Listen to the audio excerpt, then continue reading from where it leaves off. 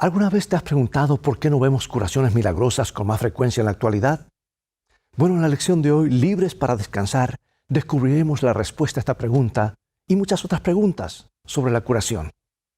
Hay dos historias principales que estudiaremos: la historia del Nuevo Testamento sobre la curación del paralítico y la historia de Elías en el Antiguo Testamento. Aunque estas historias tuvieron lugar en tiempos y lugares muy diferentes y en diferentes circunstancias, se complementan entre sí, porque nos dan una imagen más completa de la sanidad divina que si estudiáramos estas historias por separado.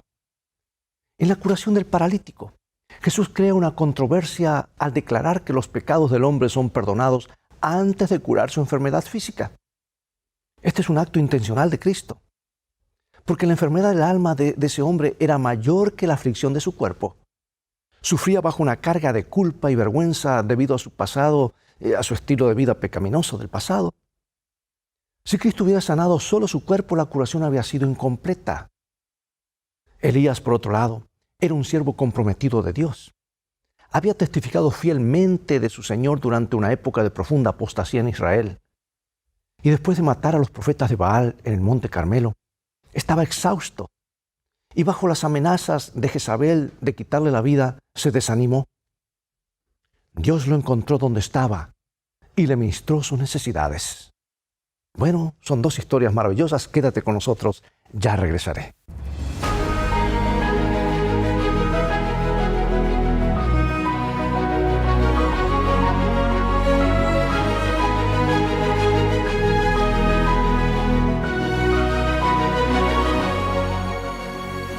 Leo en Salmo 27:1. Jehová es mi luz y mi salvación, ¿de quién temeré? Jehová es la fortaleza de mi vida, ¿de quién he de atemorizarme? Muchos de los que se encontraron con Jesús en su ministerio terrenal eran enfermos, a veces incluso enfermos terminales. Acudían en masa a Jesús en busca de salud y descanso de sus sufrimientos, y siempre lo obtuvieron. A veces Jesús solo decía una palabra de recuperación y ellos se sanaban por completo. A veces tocaba a los enfermos sin decir palabras. A veces los sanaba milagrosamente. A veces los despedía y la curación se producía yendo en camino. Jesús sanó a hombres, mujeres, niños, judíos, no judíos, ricos, pobres y a la gente sencilla. Los peores casos de lepra y ceguera no quedaron fuera de su alcance. Por cierto, incluso sanó a los que padecían la peor enfermedad de todas, la muerte. Hoy analizaremos estos dos ejemplos de curación muy diferentes. En uno allí la persona estaba tan enferma que ni siquiera podía acercarse a Jesús por sus propios medios. Sus síntomas eran bien visibles para todos. Pero en otro caso no había síntomas visibles ni obvios. En ambos casos la sanidad llegó a la manera de Dios y a su tiempo.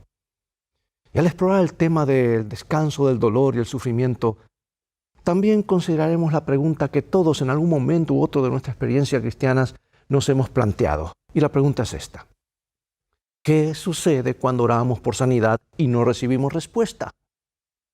¿Cómo hallar descanso entonces? Si hay un momento en el que necesitamos descansar es cuando estamos enfermos, ¿verdad? Necesitamos descanso físico para que nuestro cuerpo pueda reactivar el sistema inmunológico. Y a menudo también necesitamos descanso mental.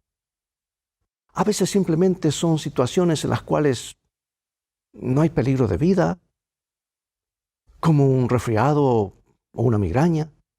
Nos quedamos ahí, tratamos de no pensar en todo lo que deberíamos estar haciendo, pero no podemos.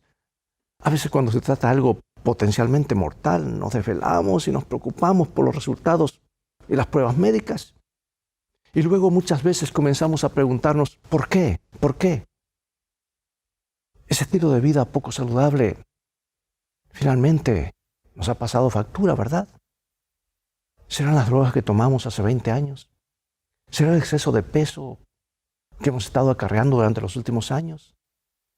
¿Dios estará castigándome por ese pecado secreto que nadie más conoce?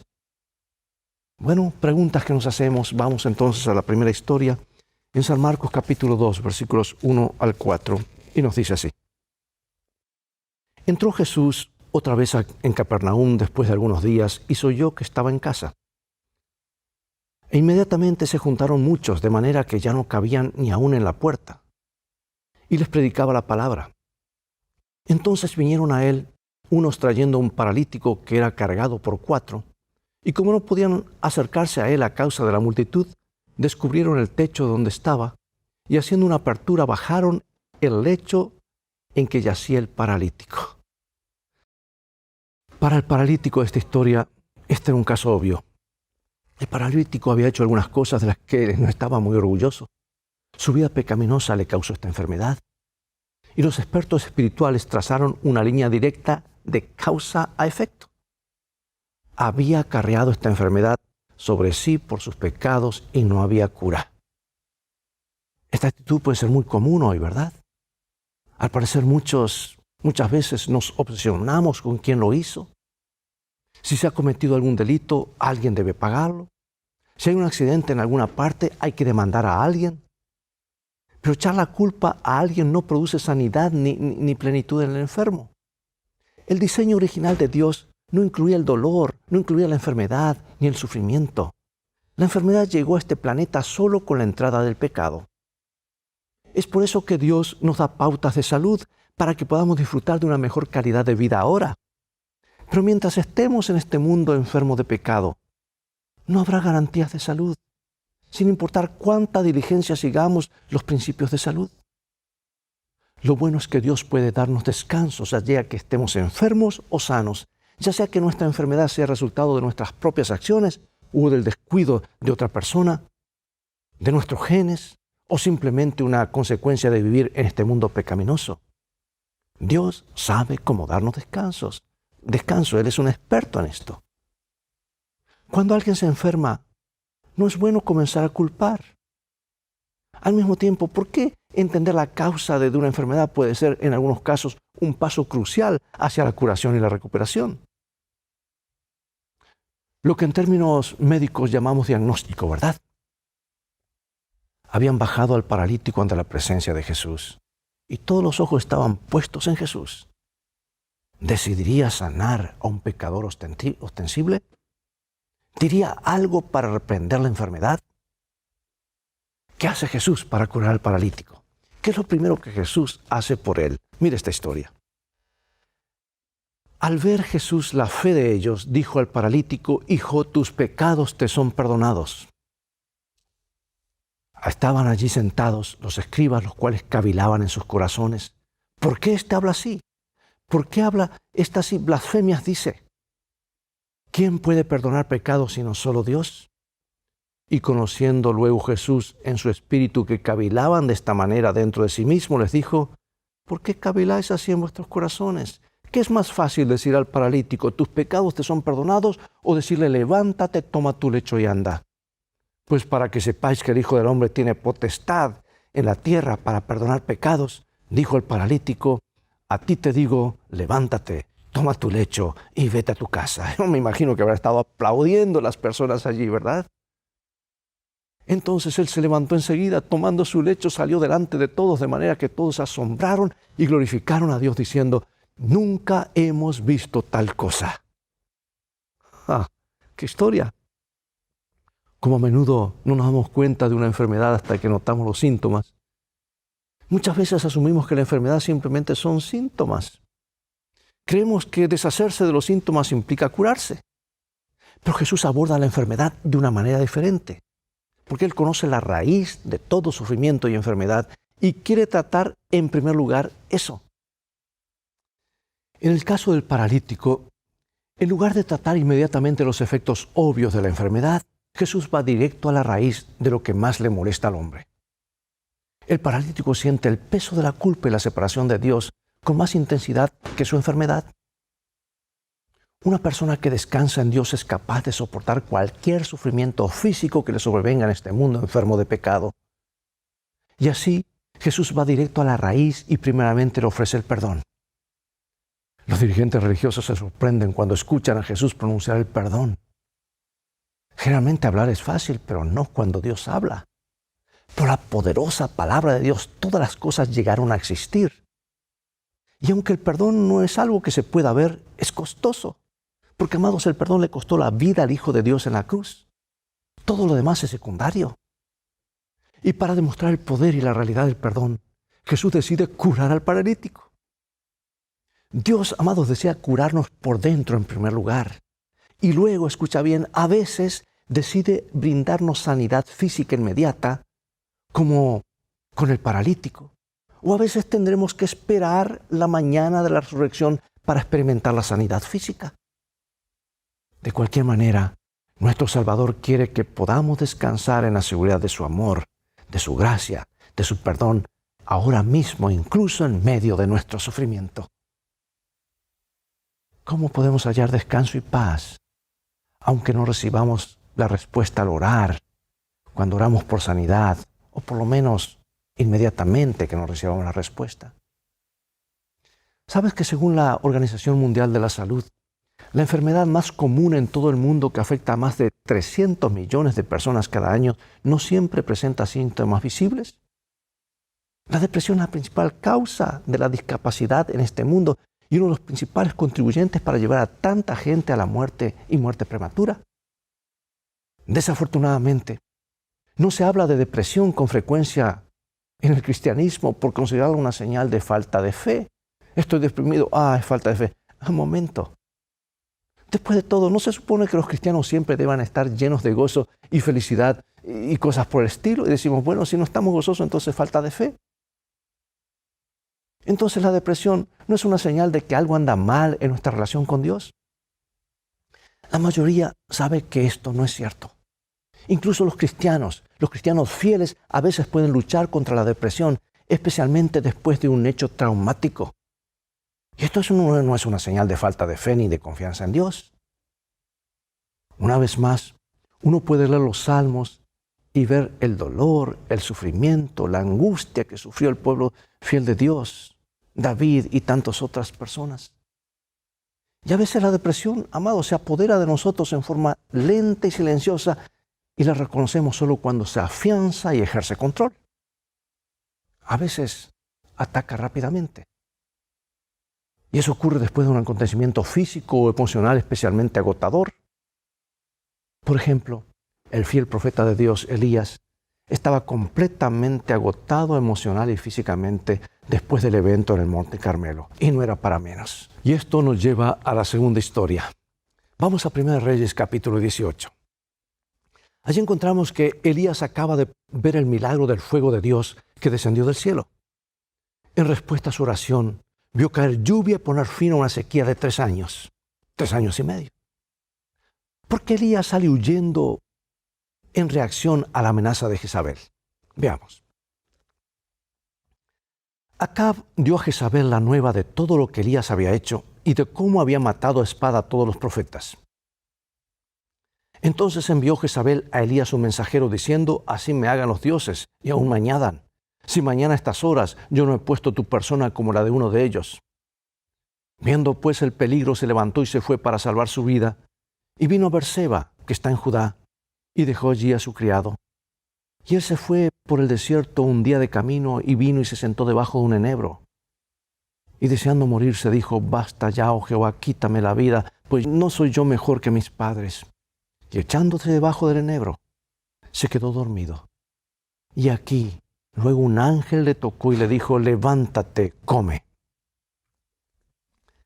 Elías había tenido 24 horas muy agotadoras. Esta experiencia, junto con un brusco despertar y una amenaza de muerte, sirve como desencadenante de la depresión de Elías. Además, Elías estaba allí cuando los profetas de Baal, unos 850, fueron masacrados, quizás incluso alguno de ellos por su propia mano. Un hecho así, incluso por una causa justa, puede conducir fácilmente a un estrés traumático en quienes observan o peor en quienes participan. Así que Elías comienza a correr en un intento de escapar. A veces nosotros corremos al refrigerador, ¿verdad? Y tratamos de recuperar la felicidad comiendo. A veces intentamos sosegar nuestro agotamiento emocional. A veces buscamos una nueva relación, trabajo o lugar en nuestro afán por escapar. Y a veces nos sumergimos en más trabajo, más fechas de entrega y reuniones, mientras nos concentramos en huir de algo sin nombre que agota nuestra alegría y descanso. Y sabemos que nos está carcomiendo eso. Y por supuesto muchos utilizan medicamentos de algún otro tipo no sé, para aliviar el dolor, el sufrimiento y desconectarse de la realidad. Sin embargo, al final, estas cosas solo disfrazan los síntomas, no resuelven el problema y a menudo solo lo empeoran. Elías ahora estaba demasiado cansado para seguir corriendo. Y entonces vuelve a orar. Y esta oración es muy diferente de la oración llena de fe que Dios respondió en el Monte Carmelo frente a los sacerdotes y a los profetas de Baal, y así frente a los miembros de la corte del pueblo común. Esta es una oración de desesperación simple y corta. En el versículo 4, Elías declara que no es mejor que sus padres. ¿De qué estaba hablando aquí? Cuando Elías finalmente se tranquiliza, la culpa se apodera de él. Se da cuenta de que su rápida huida se ha robado lo que podría haber sido una gran oportunidad para la reforma de Israel. Comprende que ha decepcionado a quienes lo necesitaban y no puede hacer nada al respecto. Por ende, en un doloroso momento de autorreflexión, conociendo muy bien la historia de su pueblo, se ve a sí mismo como lo que es realmente. Bueno, sabes, esto puede ser una reacción dolorosa para cualquiera, ¿no es cierto? Es decir, vernos como somos realmente. Cuán agradecidos deberíamos estar por las promesas de que, por más pecaminosa que haya sido nuestra vida, por cuántos daños hayamos hecho y los problemas en los que hayamos metido, en Cristo Dios verá como ve a Jesús. Él nos verá de esa manera, a través de Jesús. Por eso pregunto, ¿qué mayor esperanza podemos tener que mediante la fe podamos reclamar la justicia de Cristo? Eso hace la diferencia frente a la crisis. No obstante, la depresión tiene una manera de arrastrarnos a un oscuro torbellino de autocompasión, ¿verdad? Y a veces empezamos a pensar que la muerte es la única salida. Ese parece ser el caso de Elías. Era demasiado para él. Dice, basta ya, oh Jehová, quítame la vida, pues no soy yo mejor que mis padres. Lo bueno es que el gran médico no condena a Elías, no le agrega más carga. Dios comprende mejor que nosotros a qué nos enfrentamos mientras luchamos con la depresión. Mira este comentario tan alentador. Dice lo siguiente. Quizá no tengamos en el momento ninguna evidencia notable de que el rostro de nuestro Redentor se inclina hacia nosotros con compasión y amor, pero esto es así a pesar de todo. Quizá no sintamos su toque visible, pero su mano está sobre nosotros con amor y ternura compasiva. Dios sabe y entiende, amados. Y entiende que largo es el camino que nos resta, como dice 1 de Reyes 19:7. Pero a veces tiene que esperar hasta que dejemos de correr. Recién entonces puede intervenir. Es como un ahogado, ¿verdad? Que lucha, y cuando deja de luchar, ahí la persona puede rescatarlo. Y a veces aquellos que están ahogando se confunden tanto que luchan contra el socorrista. El socorrista entonces tiene que retroceder, esperar para realizar el rescate, si no, ambos se hunden. Hasta que la víctima realmente queda inconsciente. Dios sabe que Elías ahora se cansó de correr. Dios sabe ahora que está ahora físicamente cansado, que está mal. Elías está emocionalmente agotado y carga con un tremendo peso de culpa. Como Jesús hizo con el paralítico muchos años después, Dios ahora hace un borrón y cuenta nueva y le da descanso a Elías. Y finalmente, éste puede dormir bien y reanimarse. Cabría esperar que esta fuera el final de la historia, pero no. El descanso de Dios no ocurre una sola vez, amados. Necesitamos descanso constantemente. Porque entrar en el reposo de Dios tiene que ver con sanar, con desaprender lentamente los patrones de pensamiento negativos y los hábitos destructivos. Dios no cura precipitadamente de una vez y ya. A veces es un proceso. Bueno, ¿qué ocurrió ahora? ¿A dónde va Elías ahora y por qué? Vayamos nuevamente a la historia. 1 de Reyes 19, 5 al 8.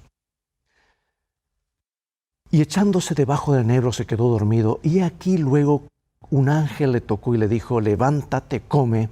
Entonces él miró, y aquí a su cabecera una torta cocida sobre las ascuas y una vasija de agua, y comió y bebió, y volvió a dormirse. Y volviendo el ángel de Jehová la segunda vez, lo tocó diciendo, levántate y come, porque largo camino te resta. Se levantó pues y comió y bebió, y fortalecido con aquella comida, caminó 40 días y 40 noches hasta Horeb, el monte de Dios. De paso, Horeb, el lugar donde se dio los 10 mandamientos, ¿verdad? Después de descansar, Elías vuelve a correr, pero esta vez Dios reorienta la marcha. Dios comprende que la vida en este mundo pecaminoso puede causar depresión, amados, pero está allí para reorientar nuestra marcha. Él comprende nuestro impulso de correr y escapar, pero quiere redirigir nuestra marcha. Él pone el GPS en la dirección correcta y en vez de todos los mecanismos autodestructivos de afrontamiento que probamos ocasionalmente, Él ahora quiere que corramos hacia Él. No en una carrera loca hacia ningún lado, sino hacia un escapismo, sino hacia Él. Y una vez que empezamos a correr hacia Él, quiere enseñarnos a escuchar el silbo apacible y delicado, como ocurrió en el caso de Elías, que nos dará descanso. Elías ahora no tenía fuerzas para levantarse y hacer el viaje para encontrarse con Dios. ¿Y quién proveyó? Dios proveyó la energía para la reunión y el Señor promete un mañana mejor. Así es para ti y para mí. Mientras Elías estaba acostado debajo de un enebro, de un arbolito allí, ¿verdad?, deseando morir, creía que sus mejores días habían quedado atrás. Pero Dios tenía un futuro brillante para él. ¿Qué esperaba Elías todavía? Veamos. Y le dijo Jehová, ve, vuelve por tu camino por el desierto de Damasco, y llegarás y ungirás a Hazael por rey de Siria.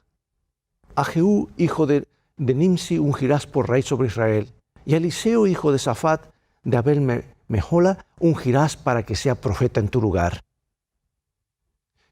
Y aconteció que yendo ellos y hablando, he aquí un carro de fuego con caballos de fuego apartó a los dos, y Elías subió al cielo en un torbellino. Cuando pensaba que todo estaba terminado, Dios tenía aún algo mejor para él. Dios sabía que le esperaban días mejores a Elías. El profeta sanaría cuando aprendiera a regular su vida con los ritmos de Dios y aceptar su descanso. Todavía quedaban reyes por ungir y un sucesor por elegir. Dios ya sabía acerca de Eliseo que llegaría a ser tan unido como un hijo para Elías. Dios sabía que con fe Elías volvería a hacer descender fuego del cielo. Para el profeta no habría ninguna muerte desesperada bajo un enebro, sino más bien un paseo en carro de fuego hacia el descanso celestial. Pregunto, amados, ¿qué podemos aprender de la historia de Elías cuando estamos decaídos, desanimados? ¿Por qué, sin importar lo mal que nos sintamos, con el poder de Dios debemos tratar de no rendirnos? Dos citas hermosas para terminar. Sigan contemplando a Jesús, continúen orando con fe silenciosa, prosigan apoderándose de su fuerza, ya sea que experimenten algún sentimiento o no. Sigan avanzando sin vacilación, como si cada oración ofrecida hubiese sido colocada en el trono de Dios y contestada por aquel cuyas promesas nunca fallan. Prosigan adelante, cantando y entonando melodías a Dios en vuestros corazones, aunque os encontréis deprimidos por una sensación de peso y tristeza. Les digo como alguien que sabe que la luz vendrá, que tendremos gozo y que la niebla y las nubes serán rechazadas. Y así pasaremos del poder opresivo de las sombras y las tinieblas al sol brillante de su presencia. Es extremadamente importante, amados, que no juzguemos a las personas cuando están enfermos. Aunque la enfermedad haya sido el resultado de una mala elección en su estilo de vida, bueno, Dios conoce porque no siempre ha sido así. Así que algunas personas hacen elecciones pobres y a veces traen esa enfermedad como resultado. Pero sabes tú, el ejemplo de Jesús revela cómo tratar a las personas que sufren. A Jesús no le importaba que el paralítico hubiera vivido una vida de pecado. Él vino a ayudarlo, vino a restaurarlo. Y el Salvador fue llamado a ministrar a todos los pueblos, a todas las personas. Y nosotros también, como una extensión de las manos de Jesús, debemos hacer lo mismo. Los amigos traen amigos a Jesús. Mientras oramos con fe por los enfermos, Jesús obrará milagros en los corazones. A veces habrá milagros de curación instantánea. Otras veces la curación será gradual. Y a veces aquellos por quienes oramos morirán y descansarán en Jesús hasta la gloriosa resurrección en la segunda venida de Jesús. La palabra de Cristo nos da la seguridad de que podemos descansar en su amor porque por su gracia la curación es segura.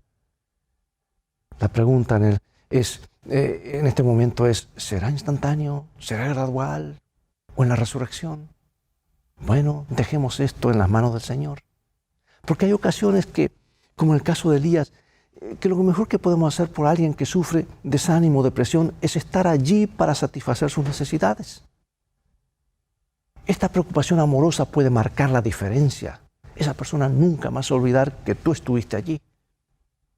En tus oraciones privadas esta semana, pídele, hermano y hermana, a Dios que te impresione para que levante en intercesión, para que tú puedas levantar en intercesión a alguien que sabes que está sufriendo una enfermedad específica. Ora por esa persona, déjaselo saber. Si es posible, visita a esa persona y ve si tiene alguna necesidad definida que pueda satisfacer. Serás muy bendecido al ministrar, como lo hizo Jesús. Y ellos también serán bendecidos. Oremos. Padre Celestial, gracias por estos ejemplos bíblicos. Nos asombramos del poder maravilloso que tú tienes la capacidad de perdonar, de ir a la raíz del problema, de restaurar. Queremos ser usados por ti para traer esperanza, sanidad. Y aunque tú te encargarás de la sanidad física en su momento, queremos cumplir con ir y ayudar a esa persona para traerles a través de Jesús y su gracia la sanidad espiritual. Bendícenos. Sabemos que lo harás porque lo pedimos en el nombre de Jesús. Amén. Bien, amigos, es todo el tiempo que tenemos por hoy nuevamente. Ha llegado el momento de despedirnos. Será hasta el próximo programa de las lecciones de vida. Estas lecciones son maravillosas, ¿verdad?, acerca del descanso en Cristo. Invita a otros a sintonizar este canal. Invita a otros a encontrar descanso en Jesús. Transfórmate tú mismo en un canal de bendiciones. Mientras tanto, Dios te bendiga y te guarde y recuerda, tú vales mucho para Jesús. Él te ama más de lo que puedes imaginar. Y en el viaje de la vida en el cual todos transitamos, las cosas van a terminar bien si haces de la Biblia tu GPS y a Jesús como tu guía. Maranata.